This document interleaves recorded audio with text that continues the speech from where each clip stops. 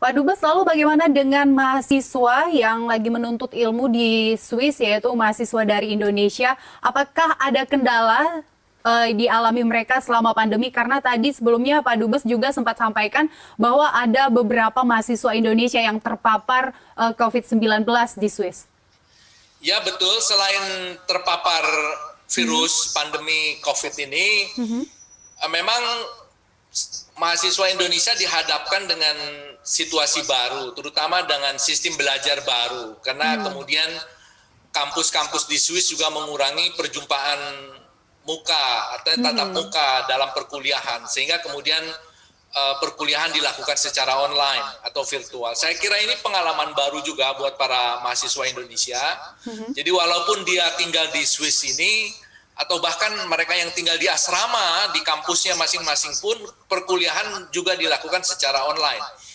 Jadi memang pengalaman yang baru ya, dan kita juga memberikan pesan tolong pengalaman baru ini dipelajari secara baik agar kemudian tidak punya dampak negatif terhadap kinerja ataupun prestasi dari para mahasiswa. Dan mudah-mudahan sejauh ini apa yang saya pantau dan apa yang saya pelajari, kelihatannya adaptasi dari mahasiswa kita cukup baik ya. Mudah-mudahan tidak mengganggu lah waktu belajar atau bahkan mungkin tidak mengganggu prestasi mereka di kampus masing-masing. Lalu bagaimana Pak dengan penerimaan mahasiswa baru? Apakah saat ini Swiss masih membuka untuk mahasiswa-mahasiswa Indonesia yang ingin menuntut ilmu di sana pada saat pandemi saat ini? Saya kira masih terbuka seperti biasa, tidak ada perubahan apa-apa. Karena Indonesia pun tidak termasuk negara yang masuk daftar listnya Swiss ya. Artinya negara kita once kemudian ini sudah baik kembali, kemudian tidak kembali, kemudian orang Indonesia bisa masuk kembali. Ya.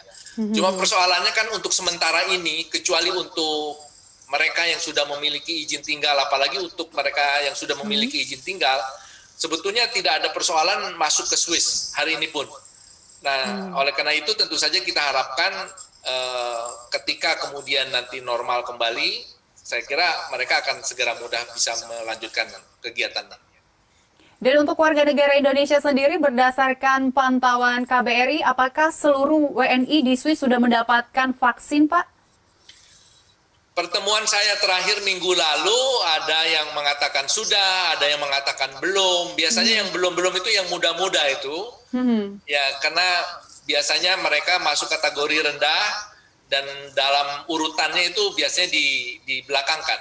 Ya, tapi secara umum target pemerintah Swiss musim panas ini, artinya Juli Agustus semua penduduk harus sudah divaksin. Jadi berdasarkan data yang Anda miliki, sudah berapa banyak Pak WNI yang sudah divaksin?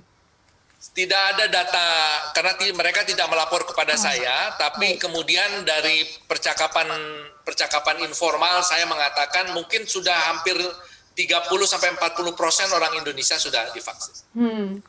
Kalau Pak Mulyaman sendiri, apakah sudah divaksin Pak? Sudah, Alhamdulillah.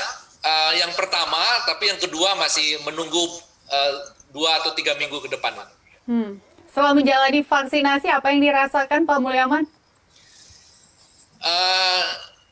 Kebetulan tidak ada yang signifikan ya, artinya ya hanya terasa sedikit pegal-pegal di sekitar tempat vaksin itu.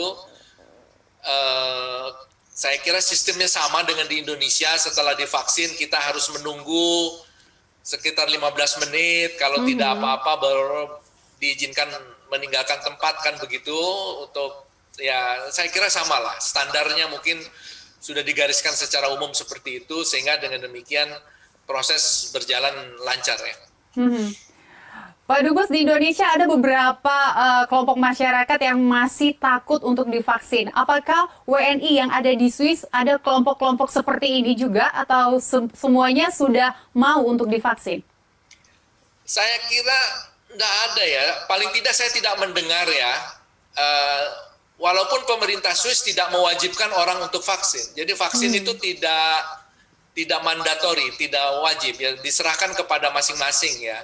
Tapi so far mereka menunggu kesempatannya datang untuk vaksin, saya juga mengharapkan begitu. Setiap saya sosialisasi dan bertemu mereka, tidak ada salahnya mereka vaksin, karena vaksin akan melindungi atau paling tidak membantu membangun antibodi yang bagus buat istilahnya bertahan untuk kalau virus datang begitu.